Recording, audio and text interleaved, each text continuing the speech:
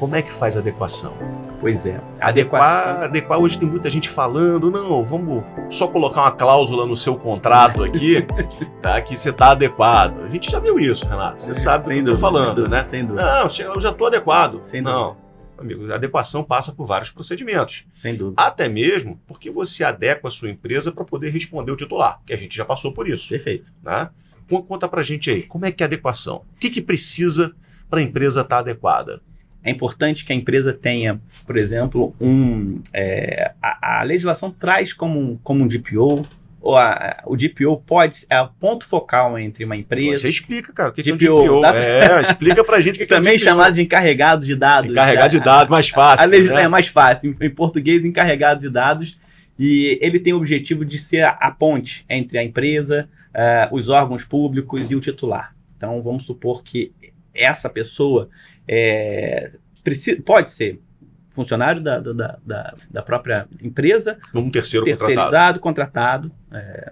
Então, essa pessoa ela vai auxiliar a empresa em intermediar a relação entre a empresa, titular e órgãos públicos.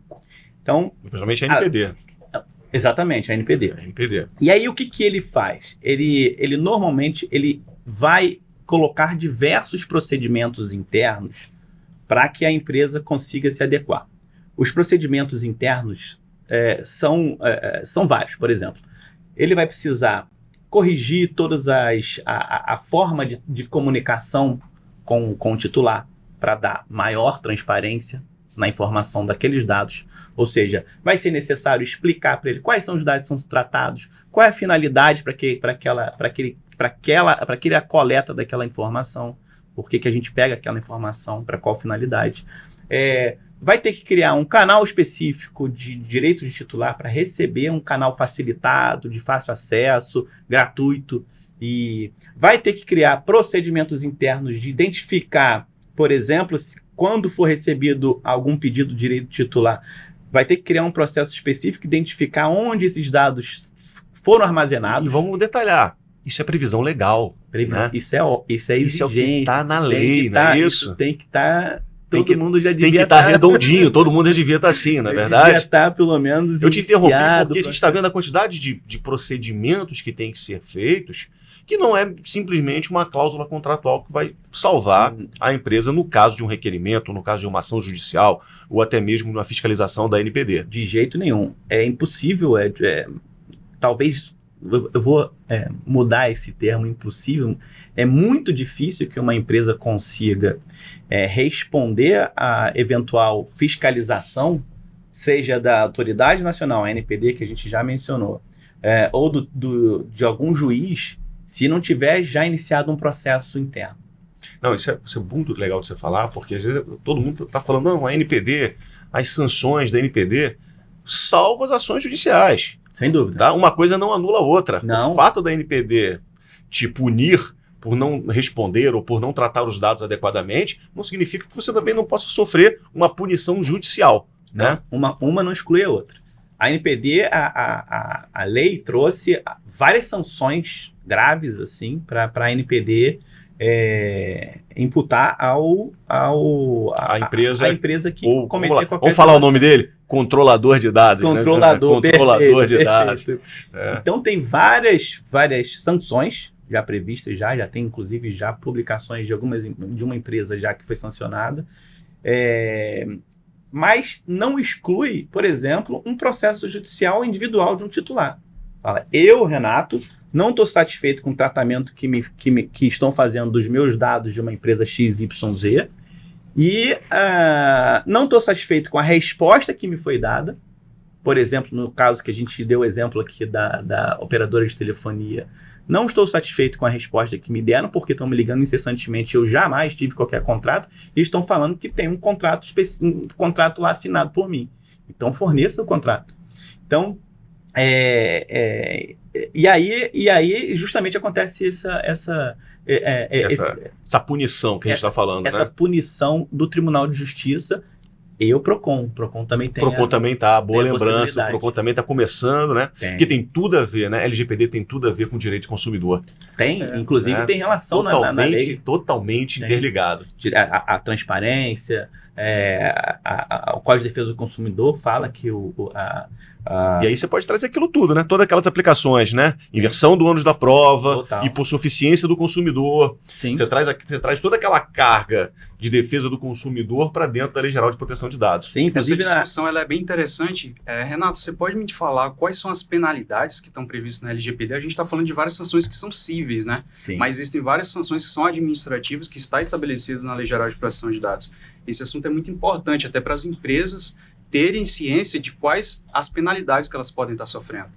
Uma das sanções mais publicadas e informadas para todos é uma multa que pode chegar a 50 milhões de reais, 2% do faturamento. Mas essa multa, as empresas precisam ter cuidado, que muitas vezes essa multa, dependendo do tamanho da empresa, por exemplo, uma empresa de rede social, por exemplo, ela é uma multa que é talvez menos danosa do que, por exemplo, a impossibilidade de utilização de dados. Bastante interessante esse assunto. Então, muitas vezes uma empresa, por exemplo, um Big Data, que tem um tratamento gigantesco de dados, a riqueza dessa empresa são esses dados que estão sendo tratados com volume gigantesco. Até porque 50 milhões com a Big Data... às vezes não vai... Não machuca, né? Tá dentro do pagamento de sanção. Tá dentro do risco dela. Então, muitas vezes... E aí você me perguntou quais são as sanções. As sanções são multas pecuniárias, que chegam a 50 milhões, 2% do faturamento por infração. Isso a gente tem que ficar atento. A impossibilidade de utilização de dados ou até mesmo a exclusão, a necessidade de se apagar um banco de dados. Exatamente. Caso tenha sido coletado de forma indevida. E aí uma outra pergunta que eu já trago aqui para a gente. Como é que a gente coleta corretamente um dado? Muito interessante. Vamos abordar. Conta pra gente, Renato. Conta pra gente como é que eu coleto um dado corretamente. Tem inúmeros procedimentos específicos e vários cuidados que precisam ser feitos. Que estão lá dentro daqueles procedimentos de adequação. Procedimentos de adequação da LGPD. Por exemplo, são inúmeros, a gente não consegue listar todos porque não existe a possibilidade a forma como uma empresa trabalha, ela trabalha diferente de uma outra empresa. Então, cada caso a gente vai precisar analisar de forma individual. Então, mas o que está na legislação? O que é para todos? Coleta de dados extremamente necessários.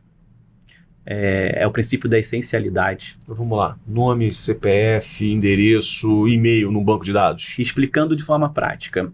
Eu quero vender esse copo. Esse copo aqui, como que eu consigo vender isso? Para que uma loja virtual, por exemplo, e-commerce, eu quero só vender esse copo. O que eu preciso? Eu preciso do seu nome, o seu endereço, as informações de banco, caso seja por cartão de crédito. Cartão de crédito, por Pix, nem banco você precisa. Correto. Nome, endereço e a forma de pagamento. Por quê? Nome. Para fazer o tratamento, a entrega. Ou o telefone também, caso tenha algum tipo de problema. Endereço, para você saber para onde que você vai mandar. E a forma de pagamento. Se não for por cartão de crédito, eu não preciso nem coletar essas informações. Eu preciso simplesmente ter a resposta do Pix, se for feito por Pix. Perfeito. E de muitas vezes já é automático, já é online, a resposta já é automática e ele já libera. Já tem uma forma. Isso. Então, para você ver, esse é a essencialidade. Não faz sentido, por exemplo, para uma venda de um copo, eu coletar nome da mãe, pai, filho, filiação, o que mais que você gosta além de copo, se você gosta de vaso, de... Uma questão que eu achei bem interessante é que muitas empresas, eu já vi uma empresa perguntar qual era a profissão da pessoa, porque estabelece, ela mesma falou, a vendedora falou que estabelece ali o que ela pode estar cobrando ou deixando de cobrar. Isso é muito interessante, a gente tem que saber, a empresa tem que saber quais os dados ela pode pedir para as pessoas. E não, como a gente discutiu, uma vasta faça solicitações, né? Exatamente, isso tudo a LGPD também trouxe, também inspirada com essa legislação de fora, aí eu vou falar um pouco mais técnico, mas eu vou explicar. Um princípio que se chama o Privacy by Design, ou seja... Olha a privacidade de novo. Privacidade desde o início da concepção, seja de um produto ou até mesmo de um serviço. Então, por exemplo, a partir de hoje, eu vou vender copo. O que eu preciso ter? Eu preciso pensar antes de colocar no mercado o que eu preciso exatamente, quais são os dados exatos que eu preciso para fazer essa transação, esse carrinho funcionar. Então, eu vou me reunir com o time interno, fala, pessoal, nós vamos vender agora tudo relativo a, sei lá, louça, copo. Como que a gente vai fazer, quais campanhas que a gente vai fazer, tal, tem que pensar tudo. E aí pensa, inclusive, exatamente quais são os dados que eu preciso para isso. E isso tem que estar tudo dentro de dentro de documentos específicos para mostrar, caso a fiscalização chegue e fale, ó, isso tudo foi pensado. Ou seja, você precisa de um sistema bem adequado para adequação. Onde você conste todo, desde o início, o procedimento de entrada de dados, aonde os dados são armazenados, Perfeito. Se esses dados podem ser excluídos ou não, se podem ser anonimizados. É por aí, né? Perfeito. São inúmeros documentos que uma empresa, seja pequena, grande ou enorme, ela precisa ter como comprovar a essencialidade dos dados que ela está coletando. Eu vou dar um exemplo na empresa pequena. Desculpa, não, por favor. Te interromper, já te interrompendo. Né, a gente falou muito de consumidor, né? Consumidor Mas cada funcionário também tem. É um titular de dados. Tem, sem dúvida. dúvida. Verdade. E aí o RH tem que ter todo o cuidado para poder armazenar aqueles dados. E olha que você vai ter ali uma coisa que a gente não falou ainda. Vou falar agora. Dados sensíveis. Sem dúvida. Vamos abordar um pouquinho de dados sensíveis? Vamos lá. Vamos lá. A gente falou do RH, depois a gente entra no RH. Mas vamos explicar para o pessoal que são dados sensíveis. Sem dúvida. Vamos lá.